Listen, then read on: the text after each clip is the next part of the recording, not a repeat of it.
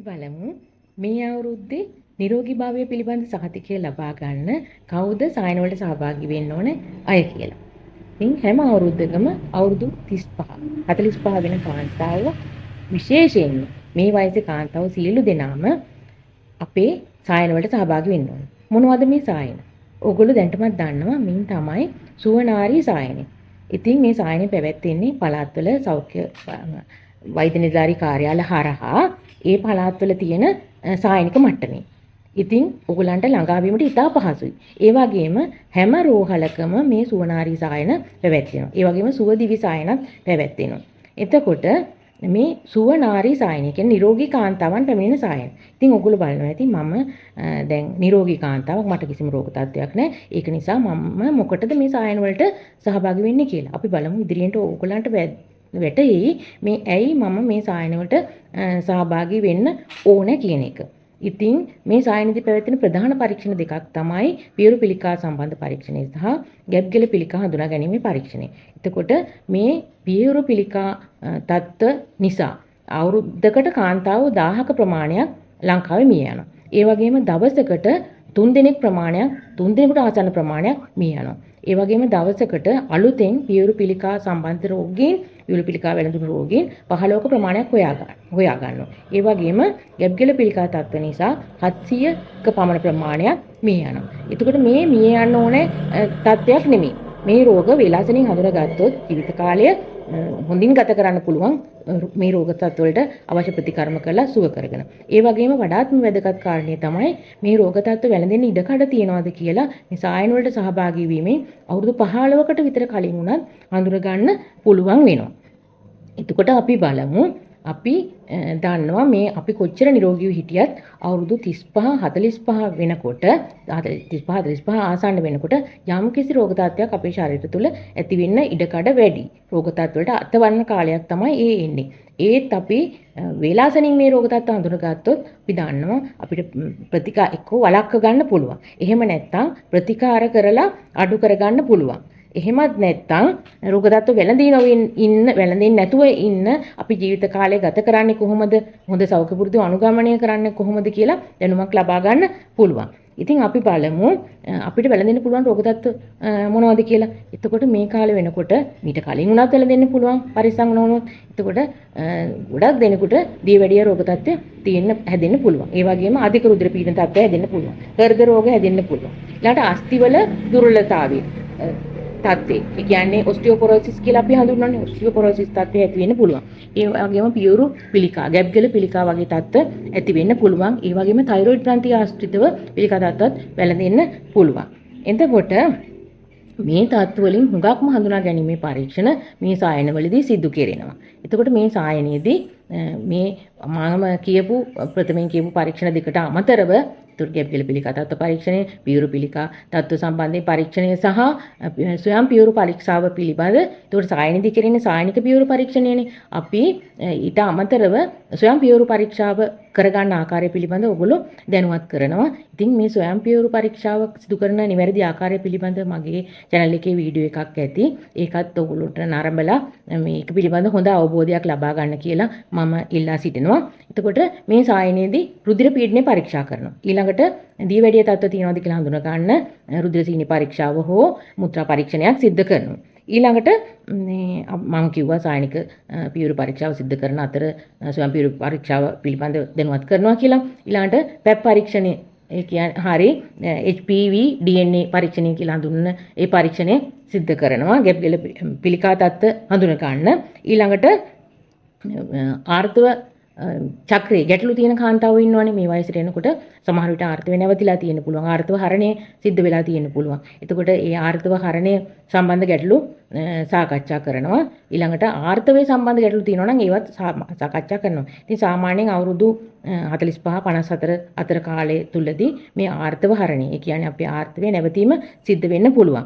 ඊළඟට සමහර අවස්ථා තියෙනවා අපිට ගෘහස්ත හිංසනය පිළිබඳ ගැටලු තියෙන. ඉතින් මේ ගෘහස්ත හිංසන ගැටලු මේ රෝග තත්ත්ව උග්‍ර වෙන්නේ කියන්නේ දියවැඩියාව හැදෙන්න, අධිරුධිර පීඩනය හැදෙන්න, එතකොට මානසික පීඩන තත්ත්ව හැදෙන්න ගොඩක් හේතු වෙනවා. ඉතින් ඒ වගේ අවස්ථාවක් වුණොත් අපිට මේ පිළිබඳව සාකච්ඡා කරලා ඒකට අවශ්‍ය ස්ථානට වලට යොමු කරන්න හෝ එහෙම නැත්නම් උපදේශනය ලබා දීම අපේ සායනවලදී වෛද්‍යතුමා මගින් එහෙම නැත්නම් පෞල් සෞඛ්‍ය සේවා නිලධාරිය මගින් එහෙම නැත්නම් හිතසෝහිරිය වෛද්‍ය නිලධාරියක් මගින් සිද්ධ වෙනවා.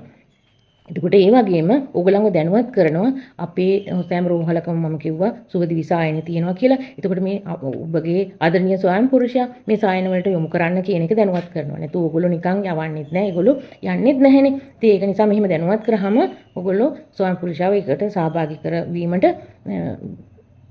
කටයුතු කරනවා.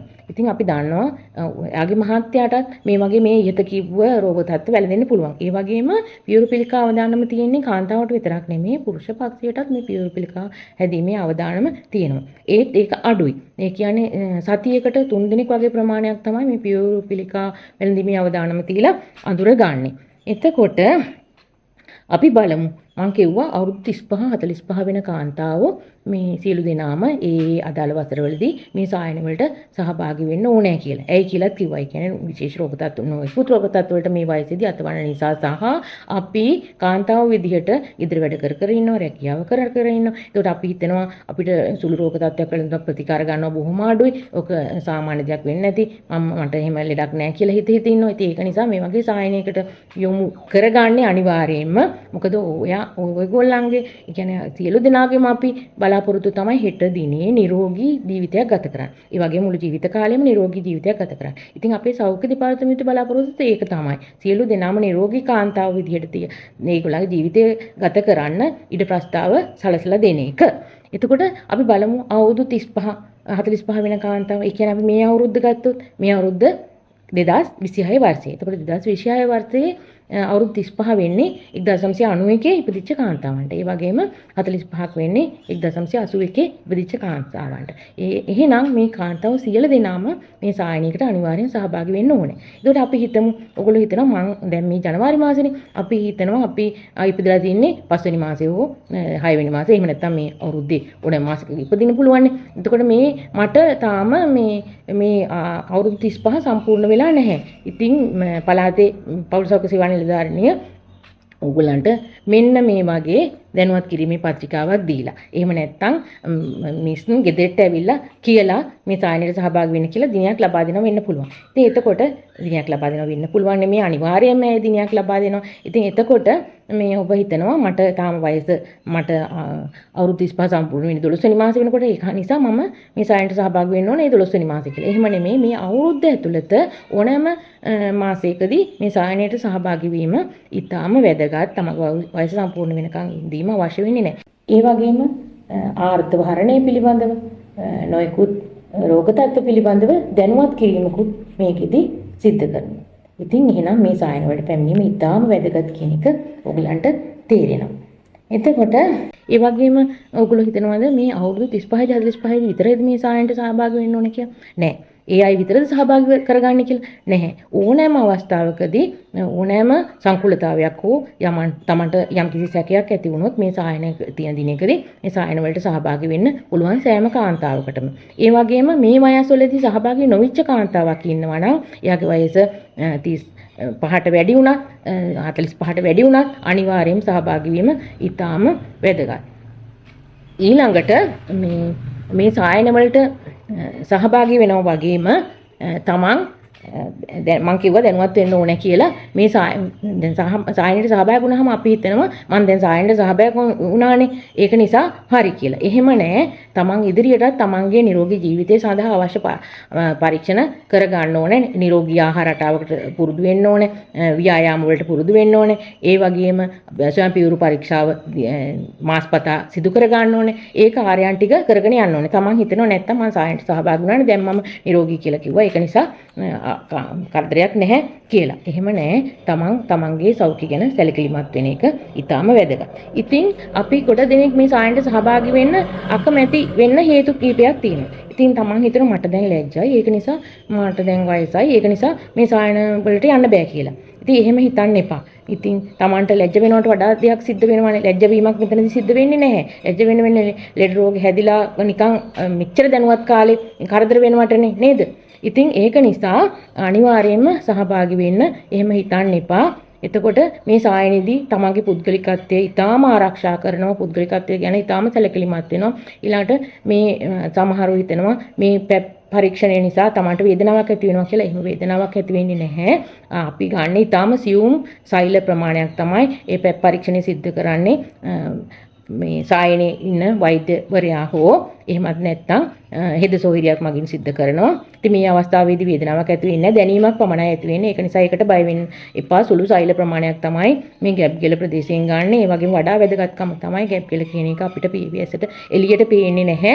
ඒ උනාට මේ පරීක්ෂණය කරන අවස්ථාවේදී ගැප් ගෙල හොඳට පේනවා. එතකොට මේ අවස්ථාවේදී එතන ගැප් ගෙලේ වෙනත් ආසාදන තත්ත්වයක්, එහෙම නැත්නම් වෙනත් ගැටිති, එහෙම නැත්නම් තුවාල වීමක්, වර්ණේ වෙනස් වීමක් වගේ වෙනත් ලක්ෂණයක් තිබුණොත් ඒකත් අඳුර ගන්නවා. ඉතින් ඒ වගේ ලක්ෂණයක් තිබිලා දිගටම තිබුණොත් තමයි වෙනත් තත්ත්වවලට බරපතල තත්ත්වවලට හැරෙන්නේ. ඒක නිසා මේ අවස්ථාවේදී එහෙම තත්ත්වයක් තිබුණොත් ඒකටත් යොමු කරන්න පුළුවන් වෙනවා.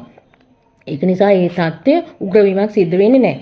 අනිවාර්යයෙන් අනික තවත් එකක් තමයි මේ පරීක්ෂණය සිද්ධ කරන්නේ වෛද්‍ය මහතෙක් නා වෛද්‍යතුමෙක් නා ඕගොල්ලෝ ලැජ්ජ වෙනවා. ඉතින් එහෙම ලැජ්ජ වෙන්න අවශ්‍යතාවයක් වෙන්නේ නැහැ. මොකද මේ වෛද්‍යතුමා තනියෙන් මේ පරීක්ෂණය සිද්ධ කරන්නේ. අනිවාර්යයෙන්ම හෙදසෝහිරි මහත්මයක් හෝ නිලධාරී මහත්මයක් හෝ අනිවාර්යෙන් පෞල් සෞඛ්‍ය සේවා නිලධාරිනිය මේ ස්ථානයේ ඕගොල්ලොත් එක්ක ඉන්නවා. ඒක නිසා ඒකට බය වෙන්න ලැජ්ජ වෙන්න උවමනාවක් නැහැ. අනික මම කියවනේ පුද්ගලිකත්වය විශේෂයෙන්ම ආරක්ෂා කරනවා කියලා.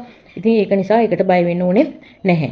ඊළඟට නොඑක් දිනාගේ කීම් අහලා මේ නැවිදින් ඉන්න උවමනා නැහැ. තමන්ගේ පළාතේ සෞඛ්‍යයට අදාළ නිලධාරීන් තමයි මේ පිළිබඳව ඔයගොල්ලෝ දැනුවත් කරන්නේ එන්න කියලා. ඉතින් ඒක නිසා පැමිණීම තමයි ඊටාම වැදගත් වෙන්නේ. ඊළඟට පරීක්ෂණ සිද්ධ කරාට පස්සේ විශේෂයෙන්ම පැප් පරීක්ෂණය සිද්ධ කරාට පස්සේ ඒකේ වාර්තාව ටික කාලයකින් ලැබෙනවා. ඉතින් ඒ ලැබුණාම ඔයගලන්ට ඒ වාර්තාව ලබා දෙනවා. ඒතකොට වාර්තාවේ සමහර අවස්ථාවලදී නැවත කරන්න තියෙනවා. සමහර අවස්ථාවලදී නිරෝගී භාවය පිළිබඳ සහතිකය ලැබෙනවා. ඉතින් ඒ අවස්ථාවලදී නැවත අවුරුදු 10කින් මගේ කරාම ඇති.